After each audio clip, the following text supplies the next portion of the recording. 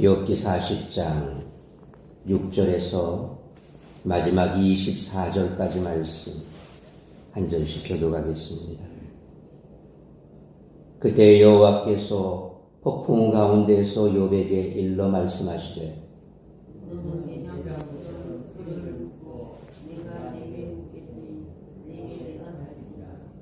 내가 내 공의를 부인하려느냐? 내가 의를 세우려고 나를 악하다 하겠느냐?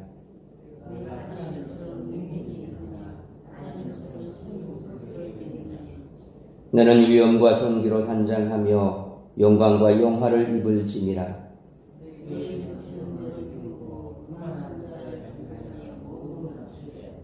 모든 교만한 자를 발견하여 낮아지게 하며 악인을 그들의 초소에서 짓밟을지니라.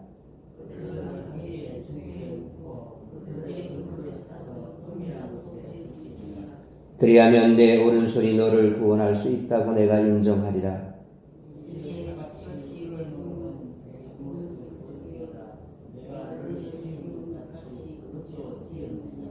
그것의 힘은 허리에 있고 그 뚝심은 배의 힘줄에 있고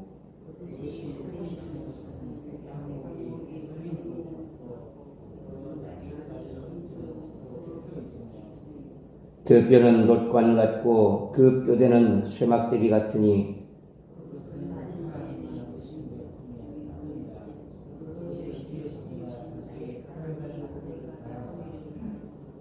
모든 들짐승들이 뛰노는 산은 그것을 위하여 먹이를 내느니라.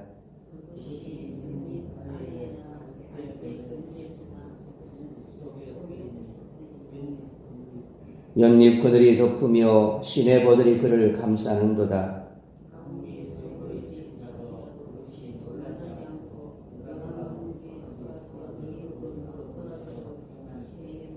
24절 같이 읽습니다.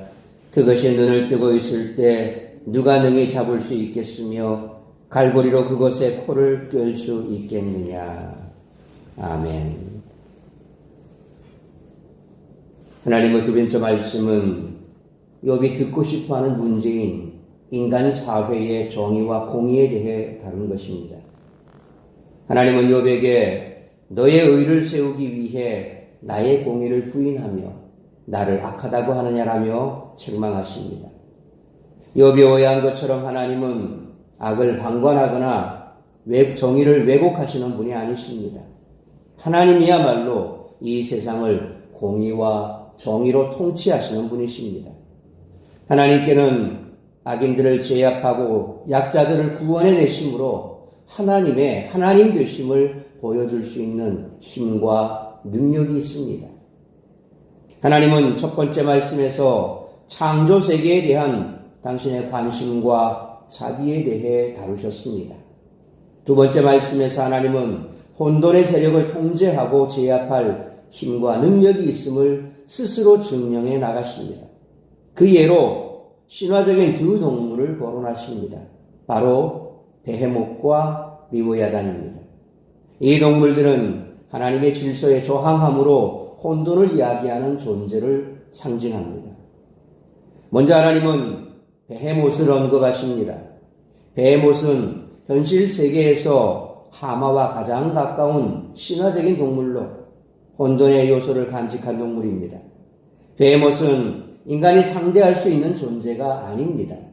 그것은 강력한 힘과 능력으로 다른 모든 동물을 지배하는 왕과 같은 동물입니다.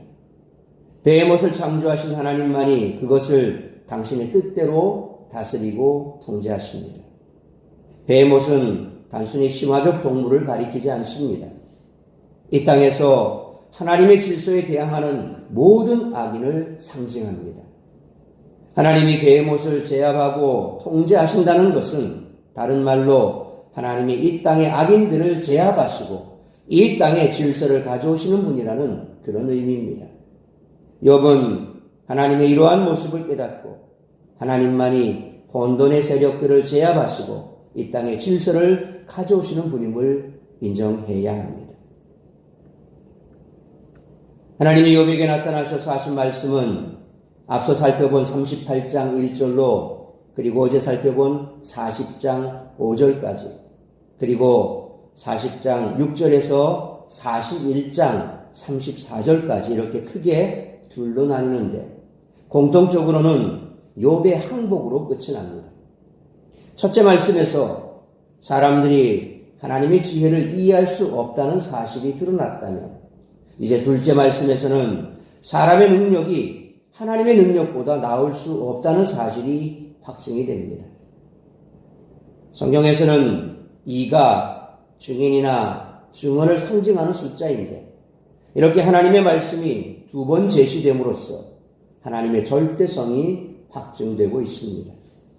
하나님은 능력의 절대성을 드러내시기 위해 베헤못과 리오야단에 대해서 말씀하십니다. 따라서 이와 같은 오늘 본문의 말씀을 통해 우리들이 깨달아야 할 것은 첫째로 6절 14절 말씀처럼 자신의 불의함과 무능함을 인정해야 한다는 것입니다. 성경에서 의로움은 관계를 지킨다는 의미로 받아들여질 때가 많습니다. 욥은 자기는 하나님과의 관계를 지켰는데 다시 말해 하나님 앞에서 의롭게 행했는데 하나님이 자기를 버리셨다. 곧 불의하게 행동하셨다라고 주장했었습니다. 하지만 38절 1절로 40장 5절까지의 첫째 말씀에 의해 하나님은 인간이 이해할 수 없는 더 큰 영역에서 욥에게 의로움을 지키고 계셨던 것이 드러났습니다. 하나님은 두 번째 말씀에서 8절 말씀처럼 욥이 자신을 의롭다 하며 하나님의 의로우심을 부정한 것에 대해 지적하십니다. 욥이 자기를 의로웠는데 하나님은 의롭지 않으셨다라고 주장하려면 그 이전부터 욥과 하나님이 동등한 입장에서 주고받는 관계에 있어야 한다는 것이죠. 그러나 9절 말씀처럼 하나님은 정작 욥이 하나님처럼 행할 수 있는 일은 아무것도 없음을 밝히십니다. 욥과 하나님의 관계를 생각해 보면 하나님이 욥에게 일방적으로 은혜를 베풀고 계셨을 뿐입니다. 욥은 그저 하나님께 은혜를 받았을 뿐이었는데도 하나님이 불의하시다라고 주장했던 것입니다. 하나님은 10절로 13절 말씀처럼 욥이 하나님과 같은 능력을 가지고 있는지를 계속 물으시고 14절 말씀처럼 그의 힘으로 스스로 구원할 수 있는지를 물으십니다. 인간은 하나님의 도움이 없이 자신을 구원할 수 없고 하나님을 위해 할 수 있는 것은 아무것도 없습니다. 일방적으로 은혜를 받고 있을 뿐이면서 은혜를 주시지 않는다는 이유로 불평하는 것은 사리에 맞지 않다는 거죠. 인간이 할 수 있는 일은 오직 주님의 은혜에 감사하는 것뿐입니다. 그러므로 스스로 구원할 수 없고 오직 하나님만이 구원의 소망이심을 고백하며 하나님만을 믿고 의지해야 할 뿐만 아니라 항상 베푸신 은혜에 감사하는 우리 모두가 되시기를 축원합니다. 두 번째로 15절로 마지막 24절 말씀처럼 하나님을 떠나서는 우리의 존재도 삶도 있을 수 없다는 것입니다. 베헤못이 구체적으로 어떤 동물인지는 우리가 알 수 없습니다. 다만 그 어떤 동물보다 크고 강하며 사람도 제어할 수 없는 거대한 초식동물로 소개되고 있습니다. 그런데 놀랍게도 베헤못은 19절 말씀처럼 하나님이 만든 것 중에 으뜸이라고 평가받습니다. 피조물 중에 으뜸은 하나님의 형상인 사람이 아니라 베헤못이라는 것입니다. 이는 인간의 자기중심적 태도를 꼬집는 표현입니다. 인간은 자기들의 풍요와 발전을 위해 세상을 사용하고 있습니다. 그러다가 문제가 생기면 하나님이 우리에게 이러실 수 있는가라며 원망하죠. 욥기는 이런 교만함에 경종을 울리고 있습니다. 하나님이 인간을 위해 존재하시는 것처럼 여기지 말고 자기들이 가장 보배로운 존재라고 착각하지 말라는 것입니다. 하나님이 나를 돕지 않으신다는 이유로 불평하며 하나님은 반드시 우리를 도우셔야 할 뿐인 것처럼 여기는 것은 교만일 수밖에 없다는 것입니다. 그러므로 우리가 하나님을 떠나서는 아무것도 할 수 없는 존재며 먹을 것, 호흡, 생명까지도 하나님이 주신 것으로 살아가는 자들임을 항상 잊지 않고 겸손히 하나님만 믿고 의지하며 살아가는 우리 모두가 되시기를 축원합니다. 사랑하는 성도 여러분, 조금 어려운 일이 생기면 습관적으로 하나님을 원망하는 사람들이 있습니다. 마치 하나님이 자기를 위해 존재하시는 것처럼 나는 하나님 앞에 해야 할 의무를 다 했으니 하나님은 당연히 나를 지키셔야 한다는 식으로 생각하는 겁니다. 우리가 기도할 때도 마찬가지입니다. 마치 밴딩머신 자판기 앞에서 동전을 집어넣고 내가 원하는 그 버튼을 누르면 그 원하는 물건이 튀어나와야 하는 것처럼 똑같습니다. 하나님은 마치 밴딩머신입니다. 기도라고 하는 동전을 집어넣습니다. 그리고 우리가 기도합니다. 원하는 버튼을 눌렀습니다. 그러면 톡 하고 튀어나와야 됩니다. 튀어나오지 않으면 어떻게 생각합니까? 고장났다고. 심지어 성격이 좀 급한 사람은 그냥 기계를 막 들고 팹니다.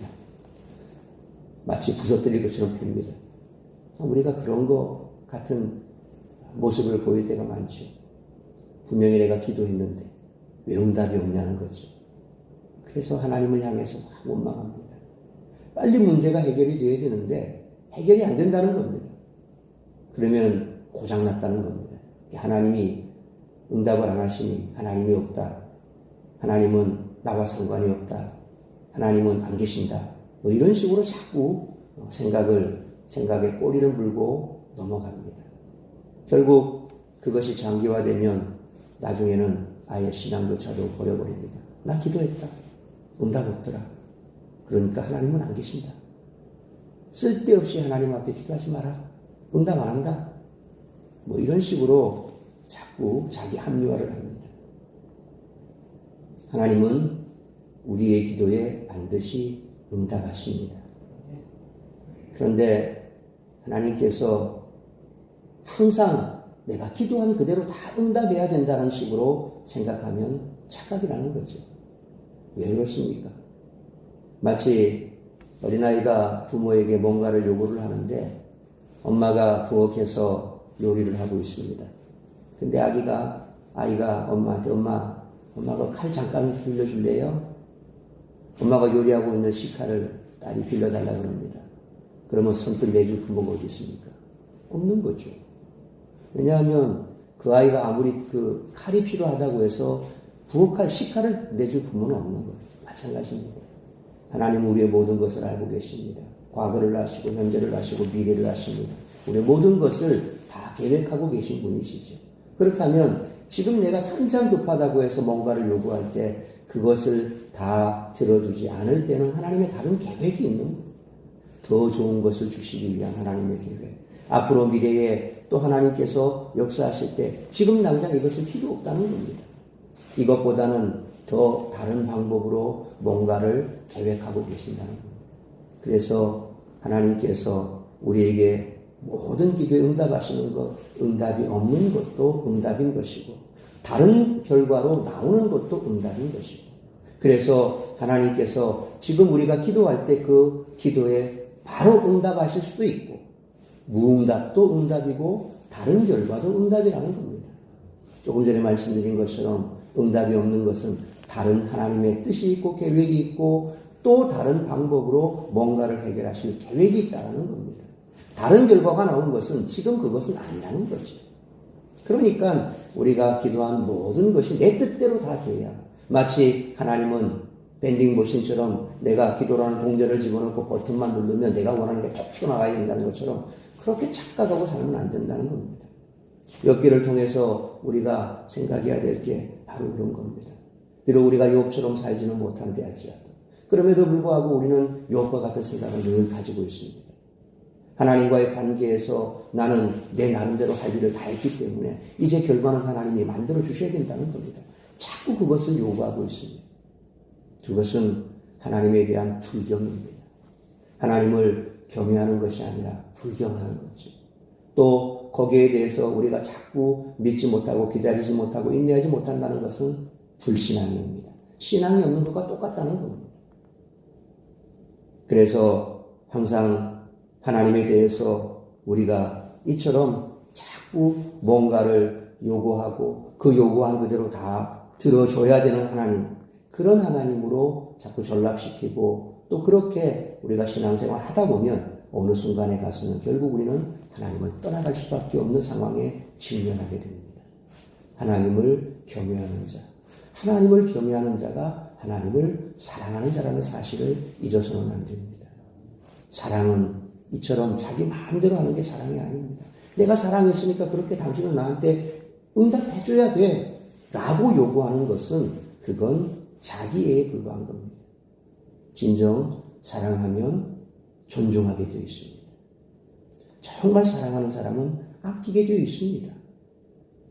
요즘 젊은이들이 사랑에 대해서 자꾸 착각을 하는데 사랑하니까 우리는 그냥 이렇게 내 마음대로 얘기해도 되고 내 마음대로 행동해도 되고 그렇게 해도 다 용납되고 받아줘야 그게 사랑 아니야? 라고 생각을 하죠. 그러나 진정한 사랑은 상대방을 존중하는 데서부터 출발합니다. 진짜 사랑하니까 아껴주고 그 사람이 하는 행동, 말 다 조심해서 듣고 그러면서 내가 말 한마디 할 때도 조심할 수 있는 것. 그게 진정한 사랑이거든요. 하나님에 대한 경외도 마찬가지입니다. 경외가 뭡니까? 두려움이죠. 경외는 곧 두려움인 동시에 사랑이라는 겁니다. 진짜 사랑하니까 조심하는 겁니다. 정말 사랑하니까 우리가 하나님에 대해서 함부로 하지 않는 겁니다. 아무것도 모르는 어린아이들이나 할아버지 수염이나 땡기는 거죠. 그런데 철이 들면 얼마나 그것이 어리석은가를 깨달아야 됩니다. 근데 신앙생활을 10년을 했다, 혹은 내가 교회에 다닌 지 벌써 몇 년이 됐다, 그럼에도 불구하고 똑같이 어린아이 행동을 하고 있다면 그건 자라지 않는 겁니다. 아이가 성장하지 않으면 문제가 있는 거죠. 질병이 있다는 겁니다. 어딘가가 정상적이지 않다는 겁니다. 우리의 신앙도 마찬가지입니다. 우리가 욥기를 계속해서 살펴보면서 이처럼 나 하나님 앞에서 다 할 거 다 했는데 이제 하나님이 뭔가를 해줘야 되지 않느냐라고 자꾸 보채는 어린아이 신앙에서 벗어나야 한다는 겁니다. 그래서 우리가 이런 생각을 자꾸 가지고 있고 또 이런 생각이 변형이 되면 이제 하나님이 아니라 또 교회를 원망하고 내가 이렇게 힘든데 교회는 내게 아무것도 해준 게 없다라고 또 교회를 원망하기도 합니다. 그래서 교회를 떠나기도 하고 자꾸 교회에 대해서 불평불만을 하기도 합니다. 우리 중에는 이런 악한 마음을 품는 그런 사람이 없어야 됩니다. 주님이 우리를 위해 결코 존재하지 않습니다. 우리가 그분의 종이라는 사실을 잊어서는 안 됩니다. 그것도 무익한 종입니다. 우리는 그저 해야 할 일을 했을 뿐이라는 겁니다. 그 해야 할 일을 하고 난 다음에 뭔가 요구한다는 것은 그건 불경입니다. 불신앙입니다. 그럼에도 불구하고 하나님은 우리가 어린아이 같은 신앙을 가지고 있어도 용납해 주시니 그런 하나님이 여기 있습니다. 그런 사랑의 하나님이라는 사실을 우리가 역이용하면 안 됩니다. 그렇기 때문에 우리는 더 하나님을 존중하고 더 경외하고 더 사랑하고 그래서 더 조심해야 되고 말 한마디 입에 때 그런 것도 조심할 수 있는 것이 바로 성숙한 신앙으로 가는 길이죠. 그러므로 우리가 하나님을 떠나서는 아무것도 할 수 없는 존재며 먹을 것, 호흡, 생명까지도 하나님이 주신 것으로 살아가는 자들임을 항상 잊지 않고 오직 하나님만이 구원의 소망이심을 고백하며 겸손히 하나님만 믿고 의지하며 살아가는 우리 모두가 되시기를 주님의 이름으로 축원합니다. 기도하겠습니다. 돌아가신 아버지 하나님 은혜와 사랑을 감사합니다. 오늘도 주의 속에서라도 이 새벽을 깨워 말씀으로 예배로 하루를 시작하게 하시니 감사합니다. 오늘도 우리에게 주신 말씀 우리가 가슴에 새깁니다. 우리는 하나님께서 창조하신 피조물입니다. 세상의 모든 피조물과 동일한 피조물입니다. 비록 하나님의 형상으로 지음받은 하나님께서 가장 사랑하시는 그런 존재인 것 같은 생각이 들 때라도 하나님은 우리뿐만 아니라 이 땅의 모든 피조물들을 사랑으로 통치하시고 다스리신다는 것입니다. 나만이 가장 소중한 존재고 나만 존중을 받아야 되고 나에게만 하나님께서 관심을 가지셔야 되고, 그래서 내가 요구하는 모든 것을 하나님은 들어주셔야 되고, 그렇지 않으면 그 하나님은 진짜 하나님이 아니라고 그렇게 착각하며 우리는 살아갈 때가 있습니다. 비록 하나님이 우리를 사랑하시고 우리를 위해서 독생자라도 아낌없이 내어주신 우리를 가장 사랑하시는 하나님임에도 불구하고 나뿐만 아니라 이 땅의 모든 존재, 생명이 있는 모든 것들은 하나님은 다 사랑하십니다. 뿐만 아니라 나를 향해 우리를 향한 하나님의 계획은 이미 있습니다. 그러므로 내가 지금 원하는 것 응답되지 않는다고 그것 때문에 하나님을 원망하거나 불평하는 것은 얼마나 불신앙적이고 불순한 일인지 우리는 알아야 할 것입니다. 하나님께서는 내가 기도하는 그 모든 기도를 듣고 응답하시는 줄 믿습니다. 그러므로 진정 하나님을 사랑하고 진정 하나님을 존경하고 경외한다면 우리가 기도했을 때 바로 응답이 없다 할지라도 기다려야 할 줄로 믿습니다.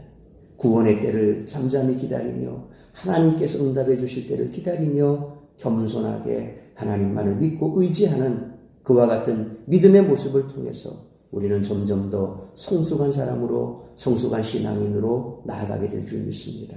오늘 다시 한번 우리의 모습을 돌아보기 원합니다.